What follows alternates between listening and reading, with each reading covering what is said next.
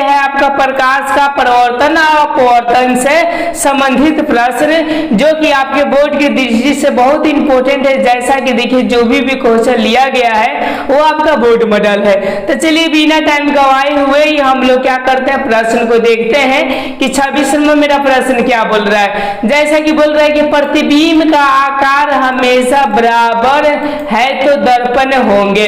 तो देखिए बहुत सारे कमेंट पे दिए हैं उत्तल, कोई दिया है अवतल, कोई दिया है समतल और कोई दिया है क्या समतल उत्तल दोनों। तो चलिए हम क्या करते हैं, इसको समझाने का कोशिश करते हैं कि हमेशा कैसा हो, बराबर हो। ओके, तो देखिए हमेशा बराबर के लिए एक ही को प्रतिबिंब है, वो है आपके कौन सा, समतल, जो कि आपके घर में रखा गया है। उत्तल में हमेशा छोटा बनता है और सीधा बनता है, याद रखिएगा। हाँ, और अवतल में आपके क्या बनता है, बराबर भी बनता है, कभी बराबर कभी छोटा कभी बड़ा, मतलब हर एक कंडीशन का बनता है। तो ये तो नहीं बोल रहा है ओनली फॉर बराबर का होता है, तो आपका कौन सा हो जाता, अवतल दर्पण और समतल दर्पण दोनों हो जाते। लेकिन इसका जो राइट आंसर होगा प्रश्न के अकॉर्डिंग वो होगा ऑप्शन नंबर सी। अब चलिए हम लोग 27 नंबर प्रश्न को देखते हैं। 27 नंबर क्या है, जो कि 2018 में पूछा हुआ है। बोले निर्वात में प्रकाश की चाल होती है, मतलब कितनी होती है, तो याद रखिए 10 के पावर 8 और मीटर पर सेकेंड, ये क्या होती है, तो प्रकाश की चाल होती है। इस कंसेप्ट को याद रखिएगा। हवा बोले तो या वायु बोले तो यूं समझिए 3 × 10 के पावर 8 मीटर पर सेकेंड होता है। चलिए हम लोग 28 नंबर प्रश्न को देखते हैं कि 28 नंबर क्या बोल रहा है। बोल रहा है कि सर्च लाइट का परावर्तक सतह होता है। जैसा कि ये आपके क्या होते हैं, इस तरह आपके लाइट होते हैं और इस तरह आपके क्या होते हैं, खुले हुए होते हैं, ऐसा। ओके, सर्च लाइट होते हैं इस तरह। ओके, समझ रहे हैं ना। अधिक परावर्तक सतह का मतलब ये वाला जो कलर होते हैं वो क्या किससे किया जाता है। देखिए चूंकि आपको दिखाई दे रहा है कि इधर का ये सब क्या है, ढासा हुआ है, समझ रहे हैं ना, ये सब क्या है, ढासा हुआ है। गौर कीजिएगा, यही इसका क्या है, तो परावर्तक सतह है। तो ढासा हुआ परावर्तक सतह जो होते हैं वो कौन सा होते हैं, तो अवतल दर्पण होते हैं। उठा हुआ कौन सा होते हैं, तो उत्तल होते हैं। समझ रहे हैं आप लोग। कोई प्रकार की दिक्कत होगा तो आप लोग बोल सकते हैं। और समतल में तो ये सीधे के सीधे होते हैं, इसमें न ढासा न गहरा कुछ भी नहीं होगा। चलिए हम लोग 29 नंबर प्रश्न को देखते हैं कि 29 नंबर मेरा प्रश्न क्या बोल रहा है, जो कि 2016 में पूछा हुआ है।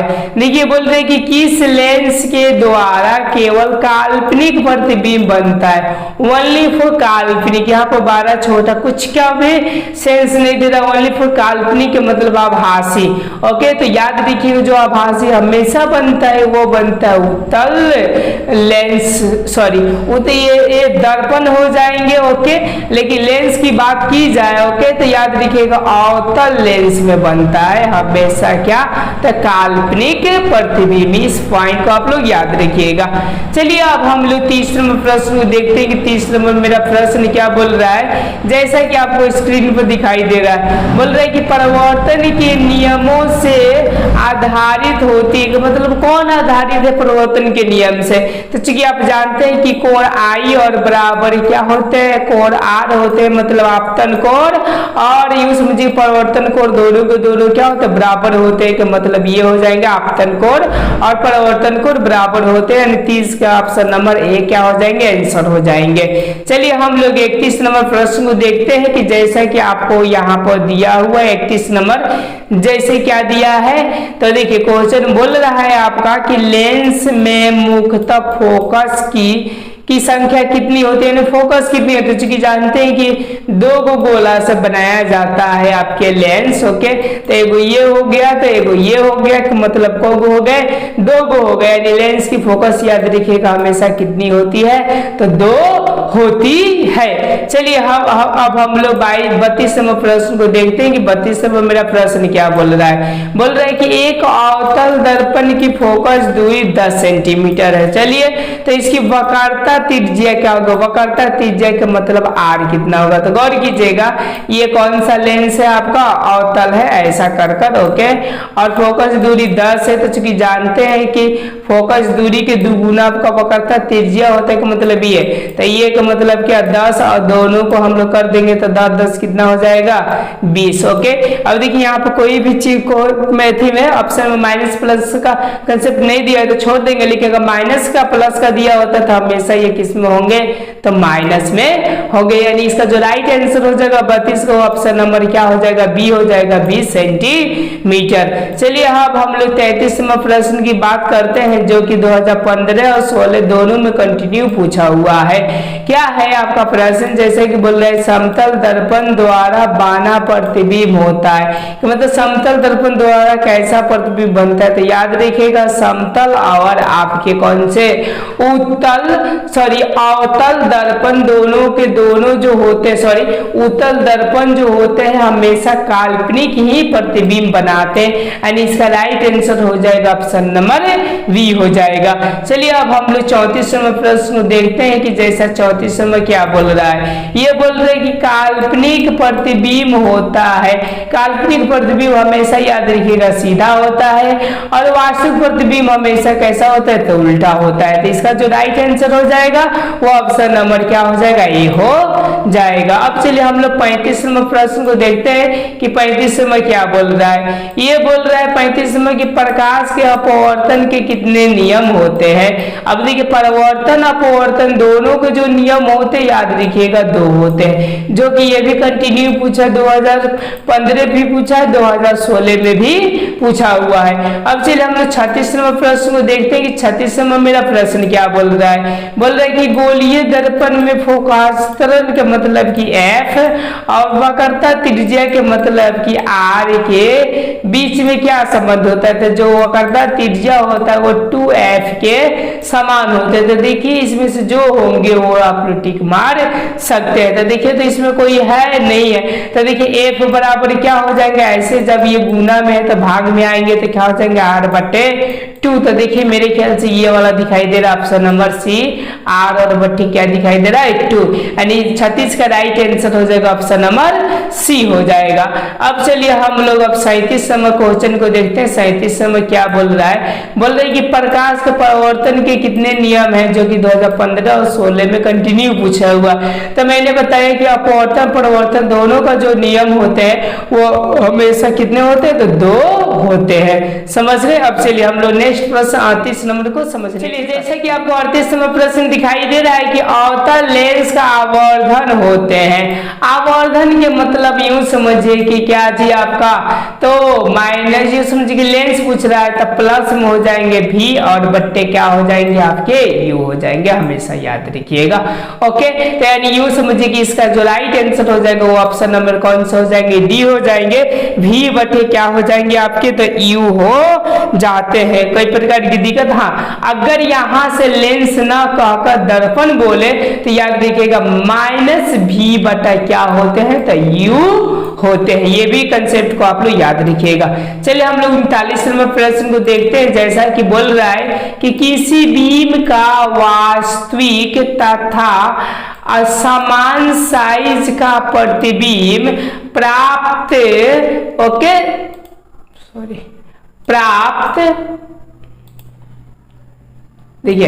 प्राप्त करने के लिए बीम को उत्तल लेंस के सामने रखना पड़ेगा, कि मतलब कि देखिए गौर कीजिएगा साइज कैसा होना चाहिए बराबर होना चाहिए, ओके, और वास्तविक होना चाहिए। तो याद रखिएगा हमेशा वक्रता केंद्र पर मतलब कि 2F, अगर दर्पण में पूछे तो याद रखिएगा C पर। ओके, तो देखिए 2F कहाँ लिखा है कि लेंस के फोकस तो होंगे नहीं।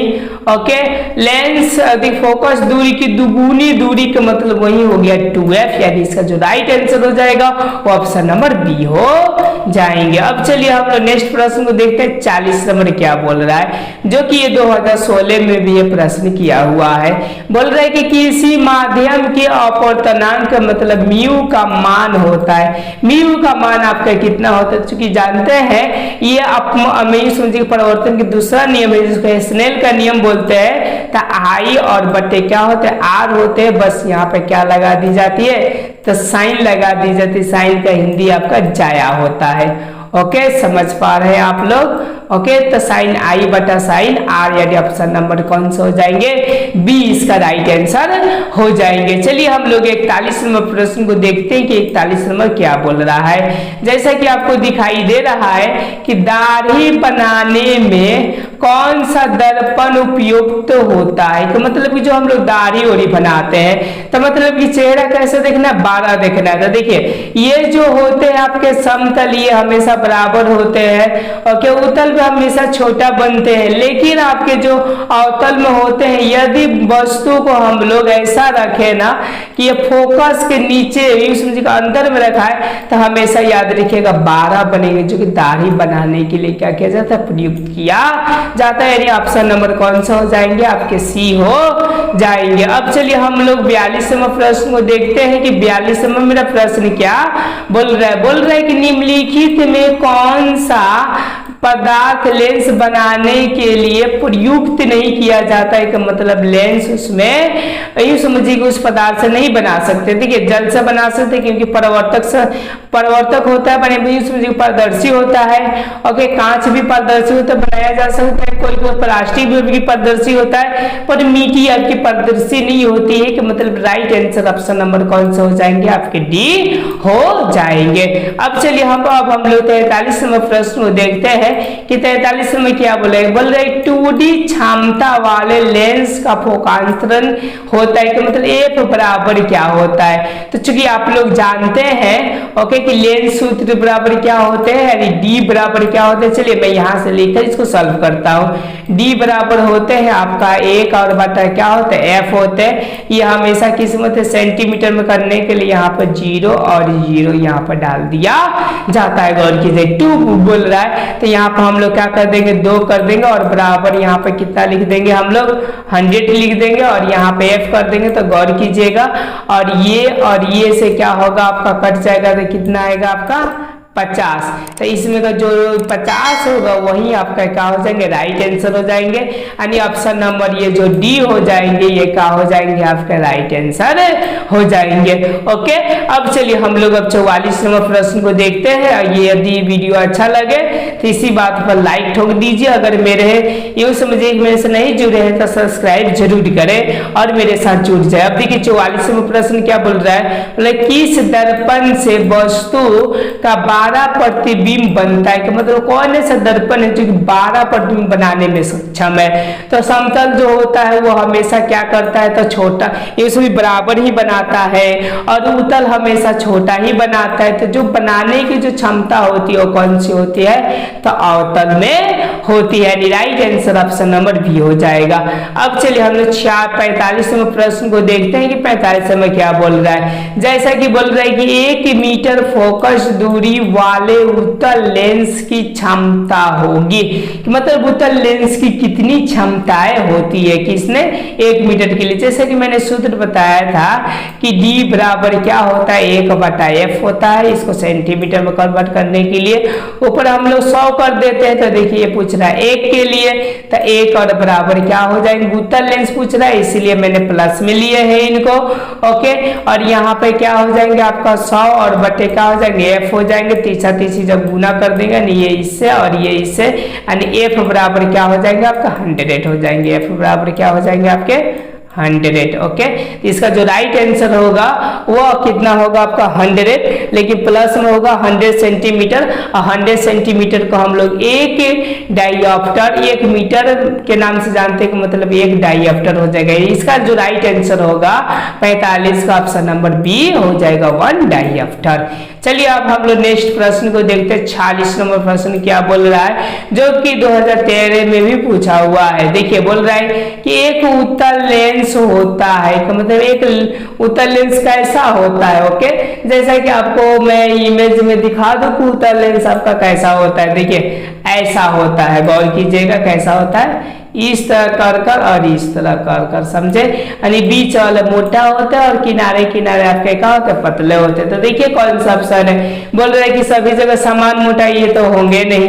ये बोल रहे हैं कि बीच की अपेक्षा किनारों को मोटा, तो किनारों पर थोड़े मोटा होते हैं, किनारों पर पतले होते हैं। ओके, अब देखिए किनारों की अपेक्षा बीच में मोटा, हाँ ये सही है कि बीच में मोटा होता है और किनारे पे क्या होता है, पतले होते हैं। यानी right answer option number C हो जाएगा, जो कि 2013 सी में पूछा हुआ है। अब चलिए हम लोग अब 47वें प्रश्न को देखते हैं कि 47वें मेरा प्रश्न क्या बोल रहा है। जैसा कि बोल रहे हैं कि किसी बीम का अवतल दर्पण द्वारा बना प्रतिबिंब आभासी, सीधा तथा बीम से बाहर पाया गया। ओके, तो वस्तु की स्थिति कहाँ होनी चाहिए। देखिए जब भी अवतल दर्पण में पूछे तो फर्स्ट कंडीशन है कौन सा, यदि आपका ये दर्पण हो गया, ये प्रकाश जैसे प्रधान अक्ष हो गया, ये आपका क्या होगा, फोकस हो गया। यदि हम फोकस और ध्रुव के बीच में रखते हैं वस्तु को, तो ऐसा कंडीशन बनेंगे आभासी, सीधा और बारह। तो देखिए इसमें कहीं ना कहीं दिया होगा फोकस और ध्रुव के बीच में। तो देखिए यहाँ पर दिया है कि मुख्य फोकस और ध्रुव के बीच में। 47 का जो आंसर होगा ऑप्शन नंबर कौन सा हो जाएगा, आपका डी हो जाएगा। अब चलिए हम लोग नेक्स्ट प्रश्न को देखते हैं। आपका 48 नंबर मेरा प्रश्न क्या बोल रहा है, जैसा कि देखिए गौर कीजिए यहाँ पर। ओके, बोल रहे हैं कि काल्पनिक प्रतिबिंब होता है, काल्पनिक प्रतिबिंब हमेशा याद रखिएगा वो कैसा होता है, सीधा होता है, जो कि 2016 में पूछा हुआ है। और आभासी याद रखिएगा हमेशा कैसा होता है, उल्टा होता है। चलिए हम लोग 49वां प्रश्न दिखाई दे रहा है कि साइड मिरर के मतलब गाड़ी के वही आपका जो जहां पर आपका ड्राइवर बैठता है ये वाला, ओके, पीछे का यहाँ पर, ओके, जो कि पीछे का एरिया को देखता है के रूप में प्रयुक्त किया जाता है। कि मतलब तो कौन सा दर्पण होते हैं, तो याद रखिएगा वो जो दर्पण होते हैं वो होते उत्तल दर्पण का यूज किया जाता है। हमेशा ही पॉइंट को याद रखिएगा। अवतल के लिए बताइए कि हेडलाइटों में किया जाता है, और लेंस के लिए इसका अलग है, और प्रिज्म के लिए भी इसका अलग है। चलिए हम इस वीडियो का लास्ट प्रश्न देखते हैं। 50 नंबर क्या बोल रहा है, बोले किसी उत्तल लेंस की फोकस दूरी होती है, क्या मतलब कि फोकस दूरी क्या होती है।